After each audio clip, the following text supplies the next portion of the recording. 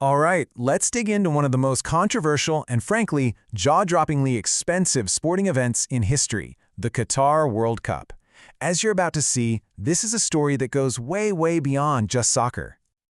Okay, so let's just jump right into the central mystery here. Why on earth would a tiny, sweltering hot desert nation spend an absolutely insane amount of money to host the world's biggest soccer tournament? It just doesn't seem to make sense on the surface. I mean, when you really look at the facts, the decision seems almost impossible to understand. We're talking about a country that's basically a small peninsula, only about 80 kilometers across, and it's almost entirely sand. It is not exactly the first place you'd think of for a global sports festival, right? So how in the world did they pull it off? Well, the simple answer, and it's a pretty blunt one, is that they are incredibly, staggeringly rich. But, that wealth isn't the whole story. Not even close. It's what they chose to do with all that money that is so fascinating. So, where did this colossal fortune even come from? Yeah, to really get what Qatar was doing, you gotta follow the money. You have to understand the source of its power. You can basically split Qatar's whole economic story into 3 big chapters. For centuries, it was just this quiet region, mostly known for pearl diving. Then, boom, oil is discovered in the 1940s.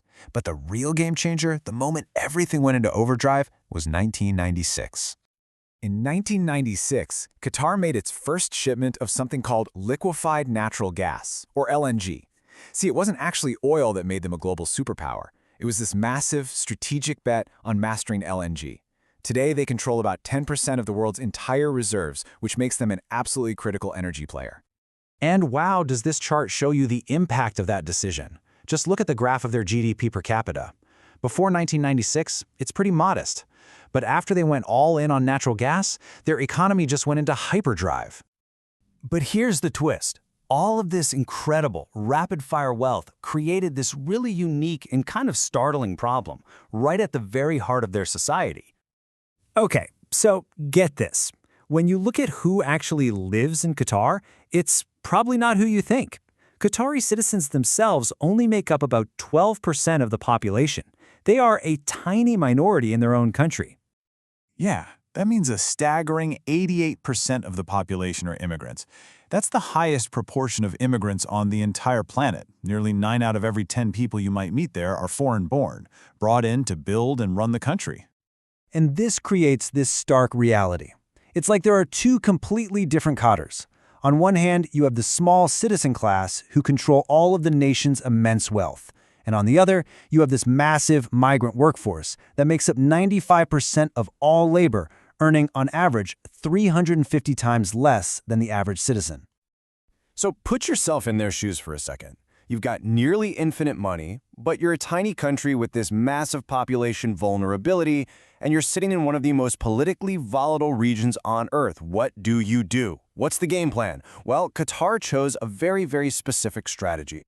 They decided to fight their battles not with military might, they just don't have it, but with something called soft power. The idea is, instead of using force, you use your culture, your media, and your money to make yourself so important, so interconnected with the world that nobody can ignore you or afford to let you fail. And they didn't have to invent this strategy from scratch. They just looked next door. They saw the incredible success of Dubai, a city that turned itself from just an oil port into a global center for finance, tourism, everything. And they basically said, we're going to do that, but with our gas money, and we're going to do it on an even grander scale. And so, they went on a global spending spree. They launched Al Jazeera, a news network to compete with the BBC. They built Qatar Airways into a top 10 global airline. They started buying up major European sports teams, investing in foreign companies. They even built entire futuristic cities and museums right out of the sand. The goal was to weave themselves into the very fabric of global culture and business. And this whole strategy, this global shopping spree, it all leads to one final spectacular piece of the puzzle, a soccer tournament. Think about it. After you've bought an airline, a news network, and stakes in major industries, what's next on the shopping list? How about the single most watched event on the entire planet? The World Cup wasn't just a passion project for them, it was the ultimate advertisement for brand Qatar. And listen, they didn't just host it. They made it the most expensive World Cup in history, and it's not even close. It cost over 11 times what Brazil spent back in 2014. That number, that insane cost, that was the message. It was a statement to the entire world about the sheer scale of their ambition. But this was a massive, high-stakes gamble, and it really came from a place of feeling, well, vulnerable. It was a way to try and build a future that wasn't totally dependent on just exporting natural gas. There's a great quote about it. For Qatar, they have to keep swimming or they'll sink. The World Cup?